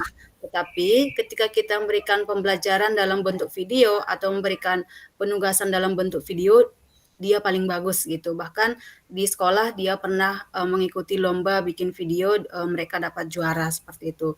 Jadi ketika kita sudah paham berbagai minat dan bakat siswa seperti itu, maka tentunya kita tidak hanya terpaku pada satu aspek pembelajaran, metode pembelajaran atau satu aspek penilaian saja. Disesuaikan, boleh diselang-selingi seperti itu dan tidak mematok hanya pada satu ini gitu. Jadi kita penugasannya itu bisa lebih bervariasi gitu. Saya pernah menugaskan siswa, kebetulan saya pelajaran antropologi, untuk mengeksplorasi tentang budaya-budaya daerah. Ada beberapa siswa yang mempublikasikannya melalui gambar. Ada siswa mengeksplorasikannya melalui vlog. Ada mengeksplorasinya dengan video, jadi macam-macam seperti itu. Jadi kita biarkan mereka berekspresi sesuai dengan minat mereka masing-masing. Mungkin itu tambahan dari saya, terima kasih. Baik, terima kasih Bu. Ya, betul. Itu yang dinamakan yang memimpin dan itulah kurikulum merdeka. Ya, kalau dulu kita sudah kenal CBSA, ya, kata cara belajar siswa aktif, tapi nyatanya apa? Catat buku sampai habis gitu. Iya, jadi seiring dengan perkembangan zaman, hasil survei dan lain sebagainya, kemudian muncullah kurikulum merdeka. Nah, yang disampaikan oleh Bapak Ibu CDP hebat ini, dari tadi saya sudah dengarkan bahwa memang benar-benar sudah menyelami apa yang dinamakan dengan kurikulum. Nah, di sana juga Bapak, saya lihat ada 2 lagi. Jangan terlalu panjang Bapak Ibu, karena kita sudah diambang ambang apa namanya, sudah hampir habis waktu kita. Baik Pak Ketut Dedi Kusuma, silakan Pak. Ini aktif sekali, saya senang kalau seperti ini Bapak Ibu. Baik, terima kasih Bu. Mungkin menambahkan sedikit dari apa yang sudah diutarakan tadi sama Bu Desi, Pak Agus tadi yang sudah baik sebenarnya. Jadi menambahkan sedikit mungkin di sekolah kami pengalaman dari awal sampai akhir nikah. Jadi di sekolah melaksanakan tes minat dan bakat, Ibu. Jadi yang pertama dilakukan adalah tes IQ dan kreativitas. Jadinya siswa itu akan bisa dilihat atau diidentifikasi potensi intelektualnya dan kreatif siswa itu di mana sih sebenarnya. Kemudian dari segi mengukur minat bakat siswa seperti tes minat inventory dan diferensial itu bisa juga dilakukan yang sudah dilaksanakan di SMA Negeri 1 Jakula. Kemudian yang kedua yaitu observasi langsung. Jadi hal ini bisa dilakukan dengan cara misalkan di bidang kegiatan ekstrakurikuler tadi sudah disampaikan juga, yaitu kita mengamati keterlibatan siswa dalam kegiatan tersebut. Nah, jika antusias dan konsisten dalam satu kegiatan tersebut mungkin memiliki minat dan bakat di bidang tersebut, seperti itu. Kemudian di observasi langsung juga bisa dilakukan dengan interaksi secara sehari-hari. Itu kita bisa memperhatikan bagaimana sih perilaku siswa, antusiasme dan kesukaan siswa dalam aktivitas sehari-hari di kelas. Nah, mungkin seperti itu yang bisa saya sampaikan, bagaimana cara kita melihat minat dan bakat siswa. Seperti itu, Bu. Terima kasih. Terima kasih Pak Dedi Kusuma. Satu lagi Pak, silakan Pak Gedera Harjadangin. Terima kasih Ibu. Mungkin saya tidak menjawab pertanyaan dari Pak Kade Edi. Ini saya sekedar kurikulum merdeka ini agak susah saya berpikirnya kalau saya terapkan misalnya di SMK. Saya kebetulan mengajar di SMK, saya guru akuntansi gitu. Jadi pada saat penjurusan pertama, anak-anak itu istilahnya mereka memang sudah penjurusan dari awal gitu. Ya, setelah di pertengahan, ternyata si anak ini salah pilih jurusan, minatnya tidak pada akuntansi gitu. Sedangkan anak-anak juga tidak bisa dia pindah jurusan di pertengahan. Nah, mungkin ini yang kesulitan yang saya alami ketika menerapkan kurikulum merdeka di SMK. Ada beberapa anak-anak yang secara terang-terangan bilang, Pak, kayaknya saya salah jurusan deh Pak. Saya nggak bisa nerusin ini deh Pak. Mungkin itu kesulitan yang saya alami di SMK. Tes minat bakat itu memang sudah kami lakukan. Ternyata hampir sebagian besar anak-anak bilang saya salah jurusan Pak gitu. Jadi ini mungkin kesulitan saya yang saya alami di SMK. Mungkin kalau di SMA atau di SMP dan SD masih bisa diarahkan mau kemana mereka gitu. Itu saja mungkin Bu yang saya sampaikan. Terima kasih. Iya, terima kasih Pak Gedera Harja, luar biasa. Memang itu dilema ya. Makan mama mati, tidak makan bapak mati. Iya. Bagaimana Pak Kadek Edi Sutrawan yang sudah mendengarkan jawaban, ulasan dari setiap teman-teman calon guru penggerak dengan memberikan pengalaman-pengalaman berharga. Apakah Bapak masih mengambang atau sudah bisa menerima? Baik, terima kasih Bu. Bersyukur sekali pada kesempatan yang berbahagia ini saya bertemu dengan rekan-rekan yang luar biasa dari awal saya masih bingung kata menuntun itu tepatnya digunakan di sebelah mana dulu, seperti itu. Sekarang sudah pasti. Artinya kita tentukan dulu minat dan bakat anak tersebut, kemudian kita saring, yang utama tentunya pasti minat. Meskipun dia punya bakat, kalau dia tidak berminat, sia-sia juga. Terkadang seperti Pak Raharja, dia punya minat, tapi bakatnya tidak di sana. Jadinya di belakang pasti akan berbeda pemikiran terhadap pilihannya tersebut. Mungkin itu saya ucapkan terima kasih banyak kepada rekan-rekan yang lain. Terima kasih. Ya. Baik Pak Kadek Edi Sutrawan, luar biasa. Kemudian satu yang saya garis bawahi bahwa kita guru mempunyai tanggung jawab untuk menuntun itu. Seperti yang disampaikan oleh Pak Gede Raharja, itu memang benar-benar suatu dilema yang Bapak Ibu harus benar-benar menuntun siswa ke arah yang lebih terarah lagi. Sehingga nanti di kemudian hari siswa tersebut tidak menyampaikan hal-hal yang seperti sudah Bapak dapat. Seperti yang sudah disampaikan oleh Kadek Edi Sutrawan tadi, bahwa minatlah yang dulu kita teliti. Kemudian setelah itu baru bakat. Sebenarnya kalau dia berjalan beriringan juga tidak apa-apa, tetapi nanti akan ada sesuatu di kemudian hari. Oke, baik Bapak Ibu, luar biasa seluruhnya, CGP hebat ya. Waktulah yang menjadi hakim bagi kita. Tadi saya sudah sampaikan bahwa kita nanti akan kita beda 1 jam ya. Di sana berarti sudah 15.43. Atau di sana berapa? Di 15 berapa? 16 ya? 16. 16.43 sudah. Ya. Berarti saya di sini 17.43. Harusnya kan kita molornya 8 menit saja, tetapi kita sudah molor 13 menit Bapak Ibu. Baik, luar biasa sekali. Saya senang ketemu dengan calon guru penggerak hebat yang nanti akan menjadi pemimpin pembelajaran Bapak Ibu ya. Nah, Bapak Ibu, kita refleksi dulu sebentar bahwa kita ketahui bersama Bapak Ki Hajar Dewantara ini adalah Bapak pemimpin pendidikan nasional ya. Kemudian Bapak Ki Hajar Dewantara ini kan mendirikan perguruan pendidikan mahasiswa sebagai lembaga pendidikan yang memberikan kesempatan kepada pribumi. Karena waktu itu kan orang tua-tua kita di negeri ini tidak boleh bersekolah. Yang berhak bersekolah hanyalah kaum priai dan orang-orang janda saja Bapak Ibu ya.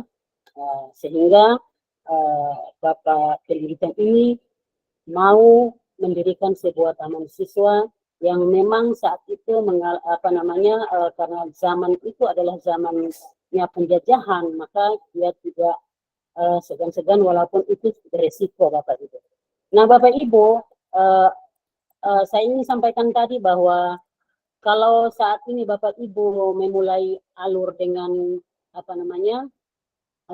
mulai dari diri, eksplorasi konsep, itu yang saat ini R-nya 1, kalau kami dulu R-nya 2, merdeka. Jadi MERRDEK, begitu Bapak Ibu. Jadi yang sekarang ini kan mulai dari diri, eksplorasi konsep, ruang kolaborasi. Kalau kami dulu setelah ruang kolaborasi, apalagi satu namanya itu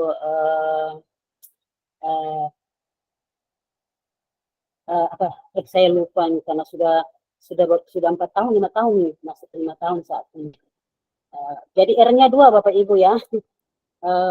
Sehingga kita berada di alur merdeka itu dengan 8 alur. Tapi sekarang Bapak Ibu sudah berada di 7 alur yang diakhiri dengan aksi nyata. Baik Bapak Ibu, ingin saya sampaikan juga bahwa Bapak Ibu masuk sebagai calon guru penggerak ini adalah dari hati nurani Bapak Ibu ya, bukan karena Bapak Ibu mau sesuatu, tetapi Bapak Ibu optimis untuk membuat sesuatu dan membuat perubahan. Begitu juga saat Bapak Ibu menjadi guru Bapak Ibu ya. saya pikir ada hal yang mendorong Bapak Ibu, namun bukan hal-hal yang menjurus ke hal-hal yang negatif, seperti misalnya di mana di tempat lain juga pekerjaan lain itu sulit didapatkan, di guru itu gampang didapatkan, maka Bapak Ibu berbondong-bondong untuk mengikuti tes guru, padahal sebenarnya Bapak Ibu tidak punya minat dan bakat, seperti minat dan bakat di situ, seperti pertanyaan yang disampaikan oleh Pak Kadek Edi Sukrawan gitu Bapak Ibu. Nah, untuk itu Bapak Ibu, saya ingin sampaikan bahwa mari kita sama-sama membuat pendidikan ini lebih maju. Dengan Bapak Ibu mengikuti guru penggerak ini, berarti Bapak Ibu mempunyai satu tujuan bahwa Bapak Ibu akan memajukan pendidikan dan Bapak Ibu akan membuat orang-orang di sekitar Bapak Ibu tertarik dengan pendidikan guru penggerak ini, program pendidikan guru penggerak ini. Mari Bapak Ibu silahkan, saya sampaikan kalau saya sering keluar daerah ke kecamatan-kecamatan terjauh yang memang mereka sering menyampaikan bahwa di sini signalnya begini, signalnya begitu, saya bilang harus optimis, tidak boleh pesimis kalau mau maju Bapak Ibu. Nah, saya sering sampaikan ke teman-teman saya bahwa mari kalau saya turun bersama Bapak Ibu, tetap saya akan kampanye guru penggerak. Gitu. Nah, Bapak Ibu juga harus seperti itu agar supaya nanti ada di belakang Bapak Ibu itu banyak calon-calon guru penggerak yang nanti mengikuti jejak Bapak Ibu. Baik Bapak Ibu, karena waktu yang menjadi hakim bagi kita, mari kita berdoa, Bapak Ibu ya, kita berdoa sesuai dengan keyakinan kita masing-masing. Doa saya pimpin dari sini Bapak Ibu, doa dimulai.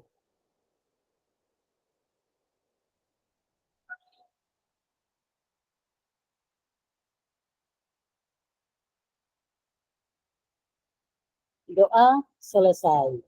Baik Bapak Ibu, satu yang saya ingatkan ini sebelum kita lead dari meeting, bukan pengumuman ya, tapi ya ini sudah saya berikan pengumuman bahwa terkait dengan pemanfaatan LMS, silakan manfaatkan aplikasi pembelajaran ini seoptimal mungkin, kerjakan perintah-perintahnya secara runtut sesuai alur merdeka, dan jangan sampai ada alur yang dilewati.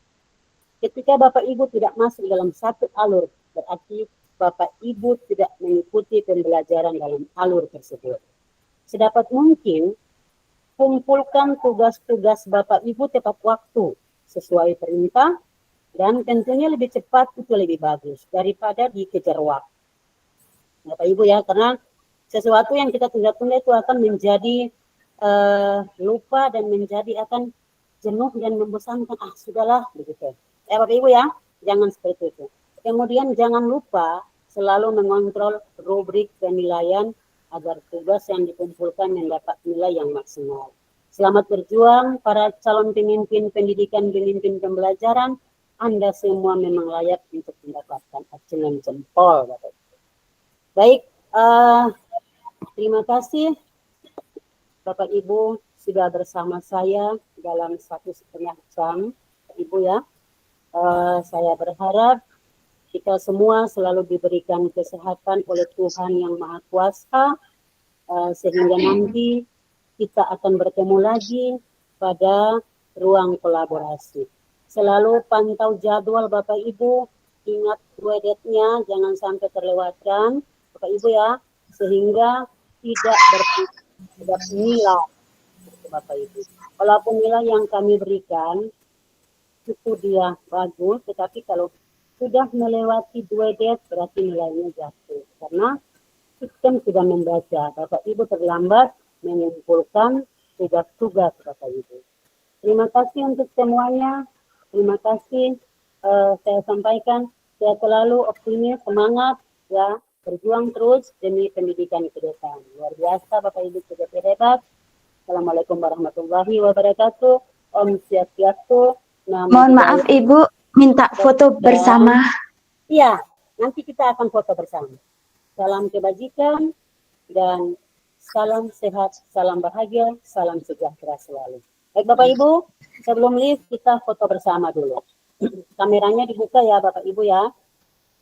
Nanti apa namanya, saya minta yang bisa melihat kita secara utuh. Kalau saya di sini 6 orang tidak kelihatan. 6 orang tidak kelihatan. Nanti dibagikan di grup kecil kita saja Bapak Ibu ya. Di grup kami, grup saya. Gitu. Ada yang kelihatan semuanya Bapak Ibu? Ada yang kelihatan semuanya Bapak Ibu? Tidak, Ibu, sama juga. Tidak, Bu. Ada Bu, saya bisa kelihatan semua Bu.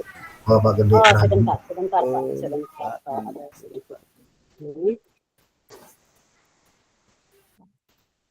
Ya, sebentar.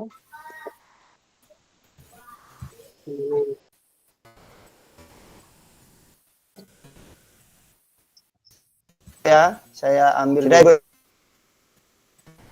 Ya. Ya Kak.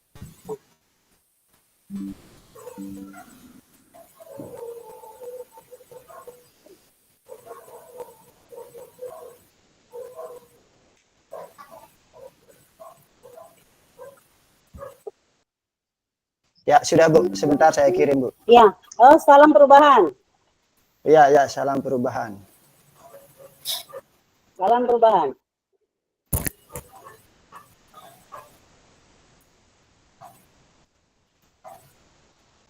Sudah?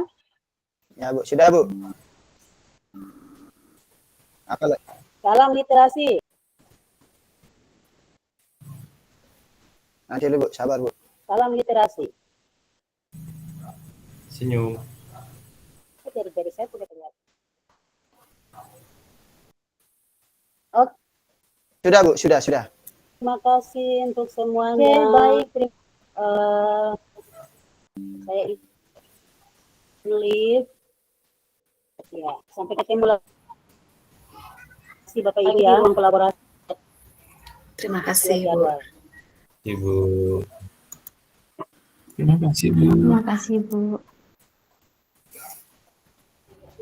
Terima kasih.